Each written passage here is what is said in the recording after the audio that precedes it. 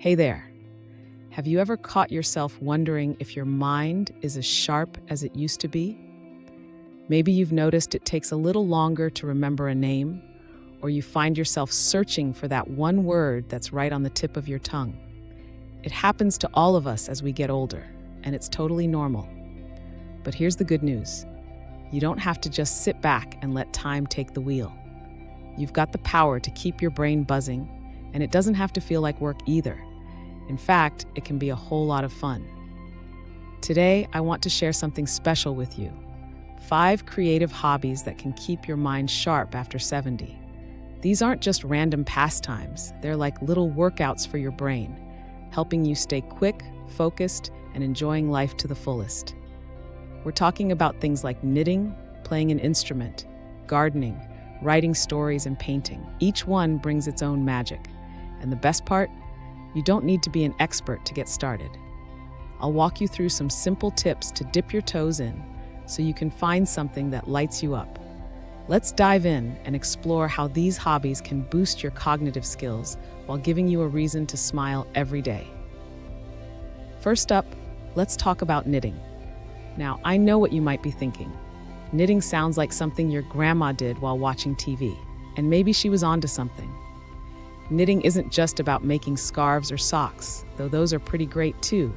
It's like a puzzle for your hands and your mind. You've got to count stitches, follow patterns, and keep track of where you are. It's a quiet, steady way to challenge your brain, and studies have shown it can help improve focus and even lower stress.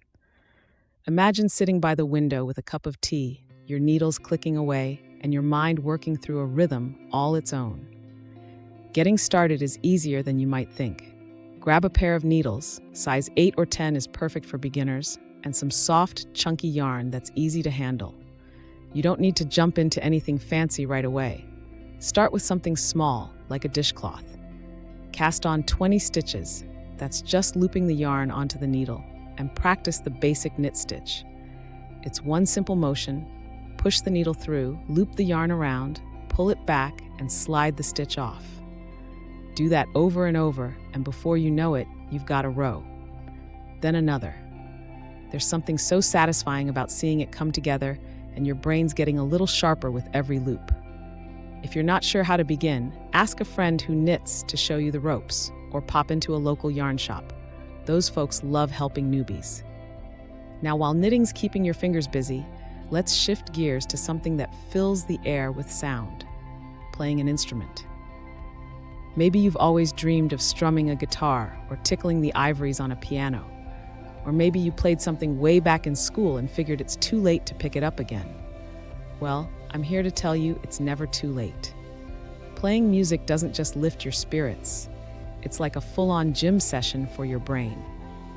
You're reading notes, coordinating your hands, and listening all at once. It's a workout that boosts memory and keeps your mind flexible.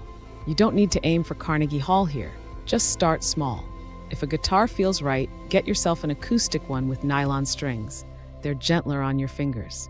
Learn 3 basic chords like G, C, and D. Strum them in any order, and you've got the start of a song. There are free lessons online, or you could borrow a beginner's book from the library. If piano's more your speed, a small keyboard works wonders. You can find affordable ones that fit right on your table.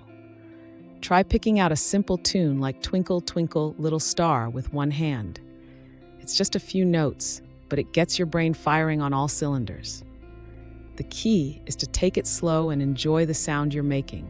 Before long, you'll be surprising yourself with what you can play. So, we've got knitting to keep your hands and mind in sync, and playing an instrument to wake up your senses. But what if you're someone who loves being outside, feeling the sun on your face? That's where gardening comes in. It's not just about pretty flowers or fresh veggies, though those are a nice bonus. Gardening keeps your mind sharp by making you plan, problem solve, and remember. You've got to figure out what to plant where, when to water, and how to keep the pesky bugs at bay. It's a living, breathing project that keeps you thinking. You don't need a big yard to start. Just a few pots on a porch or a sunny windowsill will do. Pick something easy, like herbs. Basil or mint are forgiving and grow fast. Get a small pot, some soil, and a few seeds. Poke a little hole, drop the seeds in, cover them up, and give them a splash of water. Then it's all about watching and learning. Too much water and they droop. Too little, and they dry out.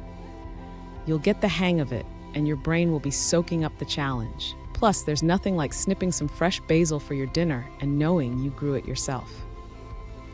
Now that we've covered knitting, playing an instrument, and gardening, let's move on to something that lets your imagination run wild: writing stories. Stick with me here because this one's a real gem for keeping your mind sharp. So, let's dive into writing stories because this is where your mind gets to stretch its legs and roam free. You don't need to be Hemingway or have a bestseller in mind. Just a pen, some paper, and a little spark of curiosity. Writing stories isn't about getting every word perfect. It's about letting your thoughts tumble out and seeing where they take you. It's like a workout for your memory and creativity, all rolled into one. You might start by recalling a moment from your past, like the time you caught your first fish or the day you met someone special, and suddenly you're weaving a tale. Your brain's pulling up details, making connections, and keeping itself nimble in the process.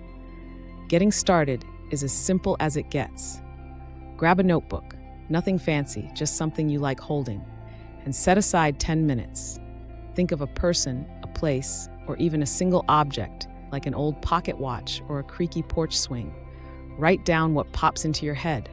Maybe it's, the watch ticked louder than it should have, like it knew something I didn't. Keep going for a few lines. Don't worry if it's messy or wanders off track. That's the beauty of it. If you're stuck, try this. Picture yourself as a kid again and write about what you'd do on a rainy afternoon. Before you know it, you've got a little story brewing and your mind's buzzing with ideas. You could even share it with a grandkid or a friend. They'll love hearing what you've cooked up.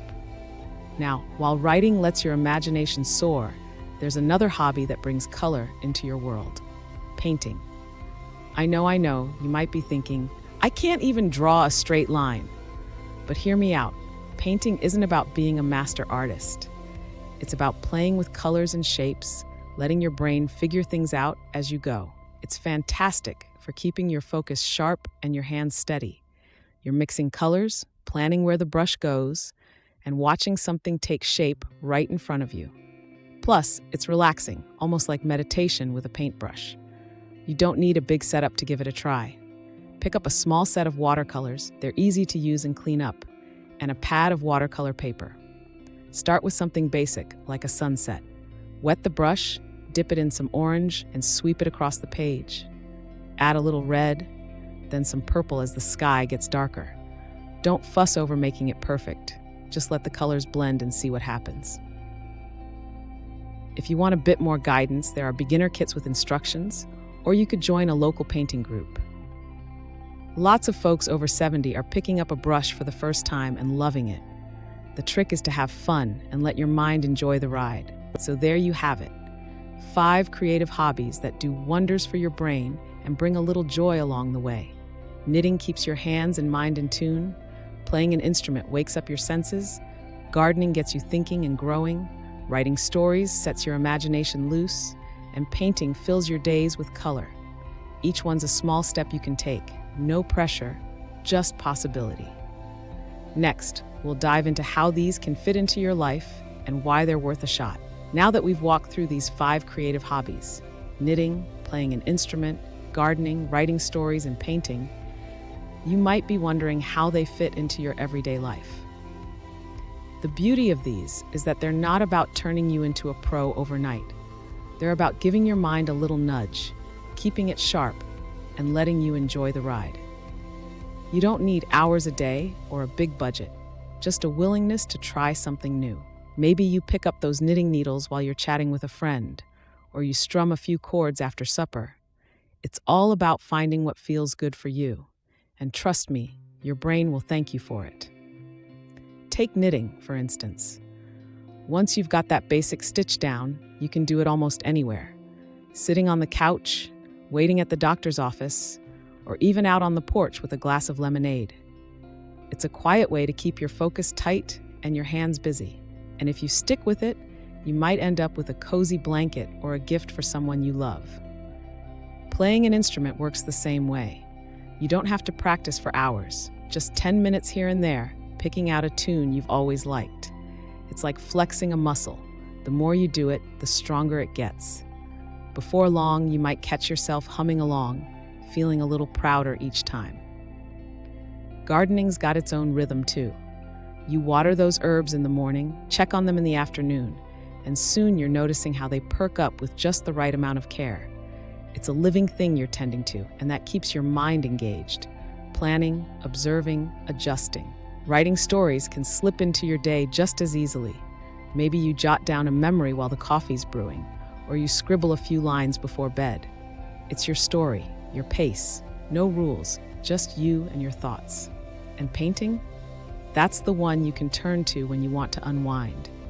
A brush, some colors, and a corner of the table, that's all it takes to let your mind play.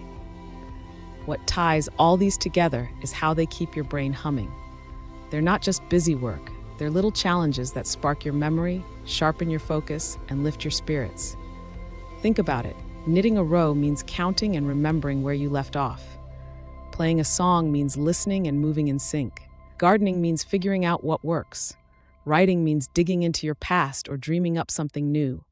Painting means seeing the world in a fresh way. Every time you do one of these, you're giving your mind a chance to stretch and grow, all while having a good time. Here's the thing, starting small is the key. You don't have to dive in headfirst or get it right on the first try. Maybe you knit a wonky square, or your guitar chord sounds more like a cat on the strings. That's okay, it's the doing that counts, and every little step builds on the last. Pick one that calls to you. Maybe it's the feel of yarn, the sound of music, the smell of soil, the flow of words, or the splash of paint. Give it a whirl for a week and see how it feels. You might surprise yourself with what you can do and how much sharper you feel along the way. I'd love to hear what you think about all this. Have you ever tried one of these hobbies, or is there one you're curious about? Drop a comment below. I read every one, and it's always a treat to hear your stories. If you enjoyed this, give the video a thumbs up. It helps more folks like you find it. And hey, why not hit that subscribe button? We've got plenty more coming your way to help you live your best life, no matter the age. Here's to keeping your mind sharp and your days bright, because you've got so much more to explore.